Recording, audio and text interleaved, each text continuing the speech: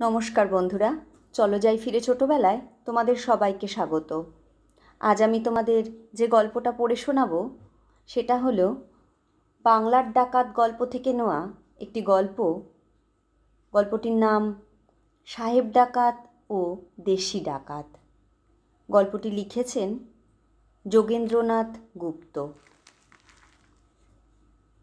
জেলা ময়মনসিংহ, রতনপুরের নীলকুঠি। কুঠির দেওয়ান নবকুমার বসু। নবকুমার বাবুর মতো লোক সেকালে বড় একটা দেখা যাইত না। তিনি অনেক দিন দেওয়ানি কাজ করেন, প্রজাদের উপর কোনো অত্যাচার হয় না, পয়সা কড়ি তাহারা ঠিক মতোই পায়।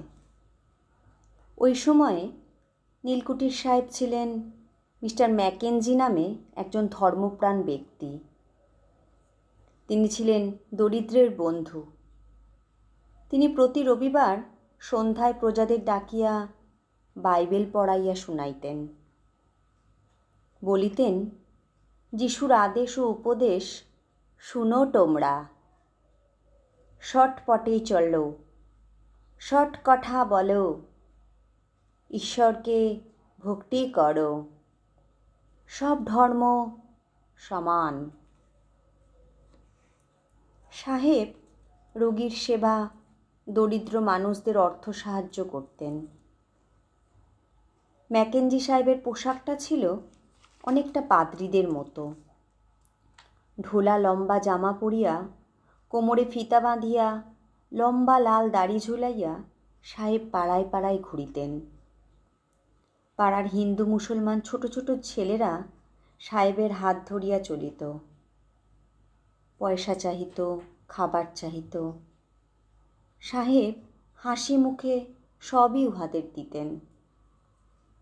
ওই সরল হৃদয় সাধু চরিত্র ম্যাকেঞ্জি সাহেব নবকুমারকে বলিতেন, বড় দুঃখী, বড় গরিব এই দেশের লোক, কোনো অত্যাচার করো না। নবকুমার বাবু মহাপ্রাণ সদাশয় সাহেবের আদর্শে কাজ করিতেন। কুঠির কাজও ভালো হইত। ম্যাকেঞ্জি সাহেবকে নীলকুঠির অন্যান্য সাহেবরা, এমনকি জেলার ম্যাজিস্ট্রেট, হাকিম, দারোয়ানরাও সহ্য করিতে পারিত না। দাঙ্গা নাই, হাঙ্গামা নাই, কোনো গোলমাল নাই, প্রজারা ভালো কাজ করে, ফলে নীলের চাষও ভালোই হয়।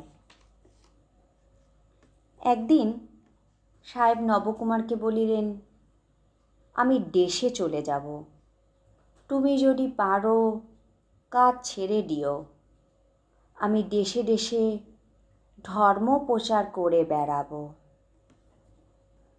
তিনি কাজেও তাহাই করিলেন, কিন্তু নবকুমার কাজ ছাড়িলেন না। তিনি কুঠির দেওয়ানি রহিলেন। বড় পরিবার, চাকরি না করিলে চলিবে কি করিয়া?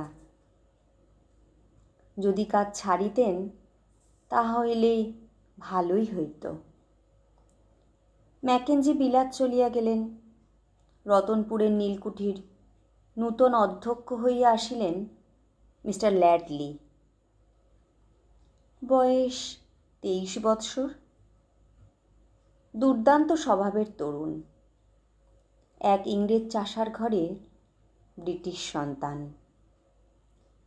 ল্যাডলি শুনিয়াছিল নীলকুঠির সাহেবরা এই দেশ হইতে অজস্র অর্থ সংগ্রহ করিয়া দেশে লইয়া যায়।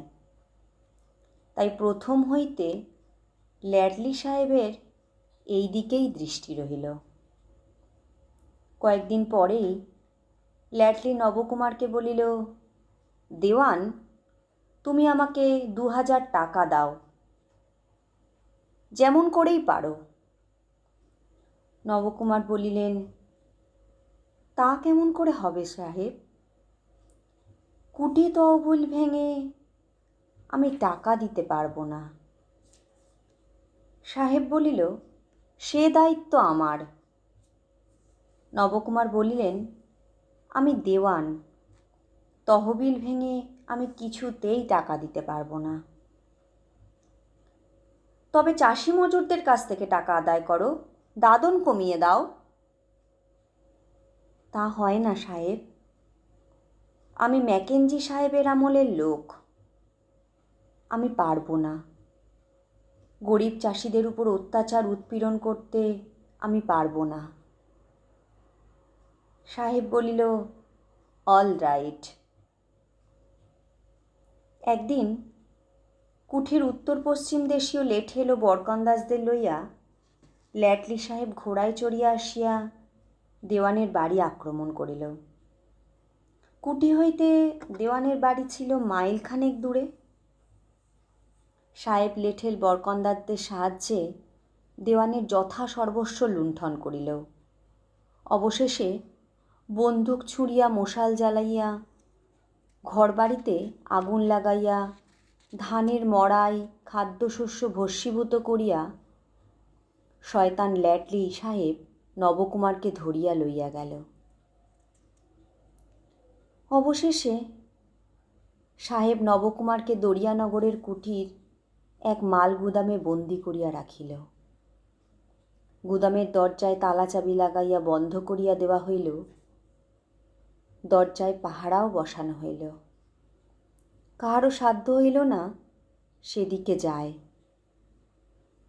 বন্দি অবস্থায় নবকুমারের ওপর নিষ্ঠুর অত্যাচার ও উৎপীড়ন চলিতে লাগিল।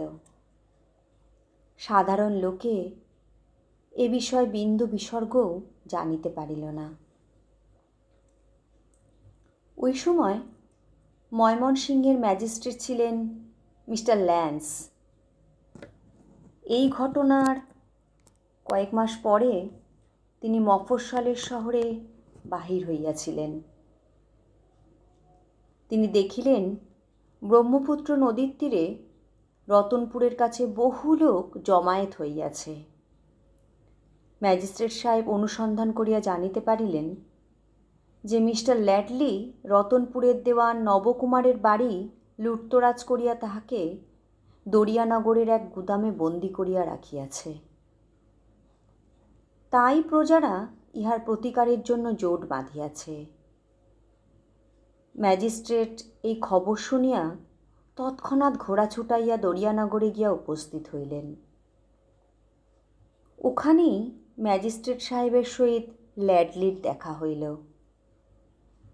ম্যাজিস্ট্রেট সাহেব ল্যাটলিকে জিজ্ঞাসা করিলেন, মিস্টার ল্যাটলি, এই মাল গুদামে তুমি দেওয়ান নবকুমারকে বন্দি করে রেখেছ? এ ঘটনা কি সত্য? বলো। ল্যাটলি উদ্যত কণ্ঠে উত্তর দিল, হ্যাঁ, সত্যি। ম্যাজিস্ট্রেট সাহেব বলিলেন, ওকে তুমি এক্ষুনি গুদাম থেকে ছেড়ে দাও। ল্যাটলি মিথ্যা করিয়া বলিল, কেন ছাড়ব? সে তহবিলের টাকা তছরূপ করেছে। টাকা আদায়ের জন্যই তাকে আটকে রেখেছি।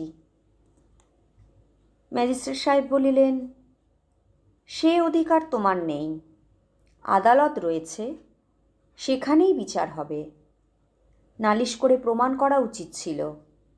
দরজা খোলো। শেষটায় বাধ্য হইয়া ল্যাটলি মাল গুদামের দরজা খুলিয়া দিল। গুদাম ঘর হইতে মৃতপ্রায় নবকুমারকে বাহির করিয়া আনা হইল। ম্যাজিস্ট্রেট সাহেব দেখিলেন নবকুমারের সারা শরীর কাঁপিতেছে, কথা বলিতে পারিতেছে না। কদর্য খাওয়া দাওয়ার জন্য তাহার শরীরের এমন হাল হইয়াছে। ম্যাজিস্ট্রেট সাহেব নবকুমারকে নিরাপদ স্থানে লইয়া গেলেন। ল্যাটলি গ্রেপ্তার হইলেন। কিন্তু নবকুমারের পক্ষে কোনো সাক্ষী মিলিল না। নীলকুঠির চারিদিকের প্রাচীর ঘেরা মাল গুদামে তিনি বন্দী ছিলেন। কে তাহার পক্ষে সাক্ষ্য দিবে? কুঠির সকলেই সাহেবের অনুগত। ল্যাটলি সাহেবের ভয়ে মালগুদামের মধ্যে বন্দি নবকুমারের করুণ বিলাপে কাহারও প্রাণ কাঁদিত না। ম্যাজিস্ট্রেট ড্যাডলিকে জিজ্ঞাসা করিলেন, তুমি খাঁটি ইংরেজের সন্তান হয়ে এত বড় নৃশংস অত্যাচার করতে পারলে? জাতির কলঙ্ক তুমি। তুমি নবকুমারের বাড়ি লুট করেছ? ল্যাডলি বলিল, হ্যাঁ, করেছি। বন্দি করেছ, অত্যাচার করেছ? কিছুমাত্র ভীত না হইয়া দুর্দান্ত ল্যাডলি উত্তর দিল, করেছি। ম্যাজিস্ট্রেট ল্যাডলিকে 200 টাকা জরিমানা করিলেন। 1 মাসের জন্য কারাদণ্ডের আদেশ দিলেন। টাকা দিতে না পারিলে আরও 2 মাস কারাদণ্ড ভোগ করিতে হইবে। ল্যাডলি উচ্চ আদালতে আপিল করিয়া মুক্তি পাইল।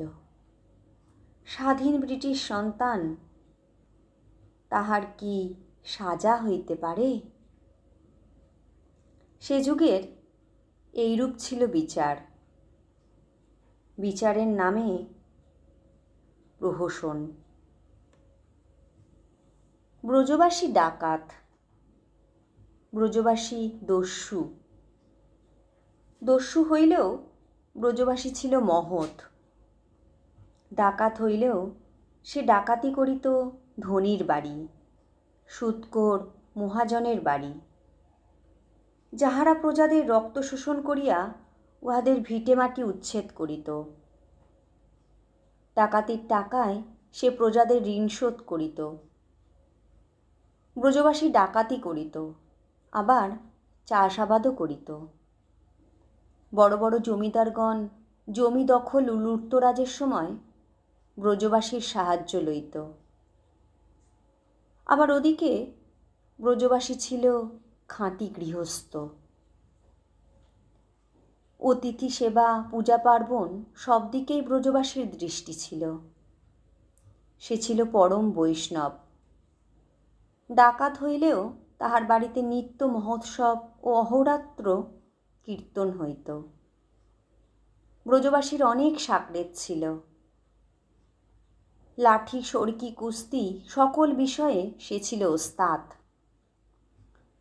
6 ফুট দীর্ঘ দেহ, মাথা ভরা ঝাঁকড়া চুল, হাড় মাংসে গড়া দেহ, শরীরের কোথাও এতটুকু মেদবাহুল্য নাই। তাহার হুঙ্কারে গাঁয়ের এক প্রান্ত হইতে অপর প্রান্ত পর্যন্ত ধ্বনিত হইত। ভয় বলিয়া তাহার কিছুই জানা ছিল না।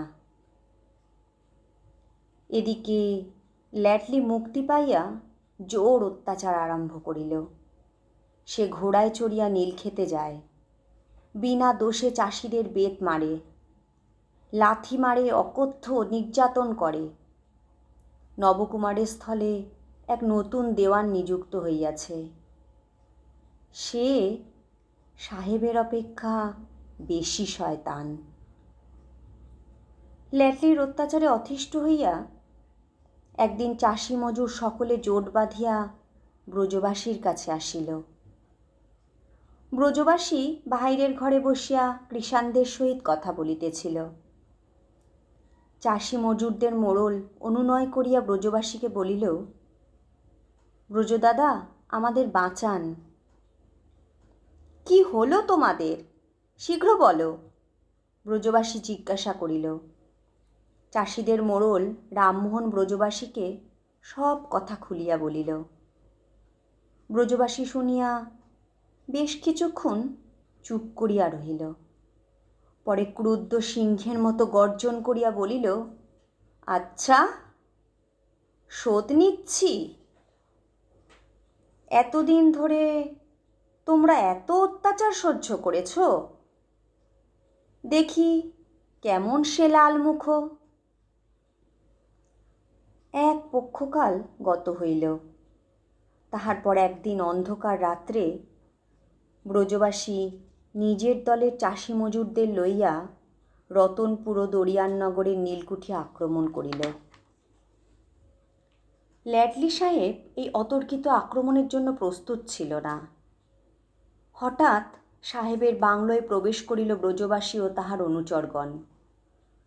ব্রজবাসী ল্যাটলি সাহেবকে কাঁধে তুলিয়া টানিয়া বাহিরে আনিল। নীলকুঠি লুট হইল। সাহেবকে এক নিবিড় জঙ্গলে লইয়া যাওয়া হইল। ওদিকে ব্রজোর দলের লোকেরা হল্লা করিয়া নীলকুঠির গুদাম ঘর সাহেবের কুঠিতে আগুন লাগাইয়া দিল। দেখিতে দেখিতে সব পুড়িয়া ছারখার হইয়া গেল। দূর হইতে লোকে দেখিতে পাইল আগুনের লেলিহান শিখায় দরিয়ানগর ও রতনপুরের ধ্বংসাবশেষ। এদিকে ল্যাটলি সাহেবকে প্রহারের প্রহারে জর্জরিত করিয়া ব্রহ্মপুত্রের এক চড়ায় ফেলিয়া রাখা হইল। ব্রজবাসীর নির্দেশে দলের লোকেরা নির্জন স্থানে আত্মগোপন করিয়া রহিল।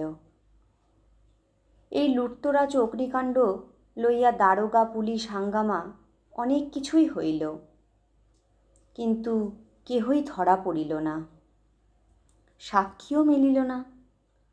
বরং ল্যাটলি সাহেব যে ভয়ানক অত্যাচারী ছিলেন, দেওয়ান নবকুমারের প্রতি নিপীড়নের বিষয় ইউরোপীয় ম্যাজিস্ট্রেট কমিশনারের অজানা ছিল না।